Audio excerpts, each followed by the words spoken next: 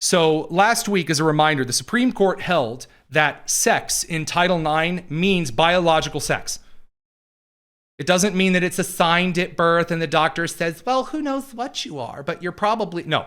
If you are a boy, you have the boy parts. If you are a girl, you have the girl parts. And if you are intersex, you might have a more prominent clitoris, for example, that there might be some things that are misshapen due to chromosomal aberrations. That's not normal. That is not a goal. Again, like the person who has, for example, the paraplegic.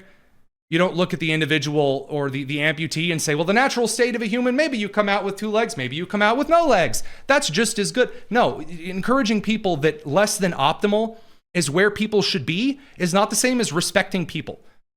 Like suggesting that if someone is intersex, meaning like something has gone wrong, there's something wrong with the chromosomes, there's something wrong with their physiology, their anatomy, you can respect them and love them, encourage them, for example, like children who have Down syndrome, but suggesting this is also just as good. This is the goal of where you want to be. Stop that. Stop that. Now, again, none of that is a reason to murder people, via abortion, but that should be, again, very basic biology. We've known this for centuries, millennia, as human beings. However, Loudoun County Public Schools in Virginia, because of course it's Loudoun County in Virginia, the school in which a young man claiming to be a girl sexually assaulted girls in the locker room, and to keep it quiet, they just moved him to another school where he then committed assault again. Again, got to get all of the woke Karens out there who want to make sure that their kids are just as gay or trans as they need to be.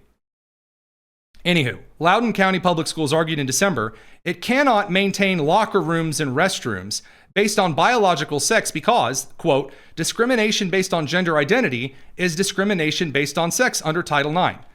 Now, the Trump administration, who gets to decide what Title IX is, did in fact have a case in which the majority opinion cited very clearly what Title IX meant, and that states could in fact set bans based on the accurate definition of Title IX. States do not have the right. For example, the state of Indiana, where I'm from, they do not have the right. Attorney General Todd Rokita does not have the right to snap his fingers and say, I decided today that Title IX policy is actually about sweet potatoes and goats. He doesn't have the right to do that. Your state does not have the authority to interpret federal law, in this case, under Title IX. No. Loudoun County is a public school that is making this decision here. The Southeastern Legal Foundation has also filed a Title IX complaint against a Pennsylvania school district for allowing and defending a boy to use girls' restrooms. That's the Upper I'm going to pronounce this name wrong. The Upper Perkiomen, Perkiomen school district.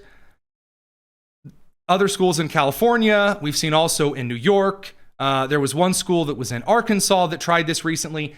This isn't gonna last long term. This isn't. The Supreme Court's already made the decision.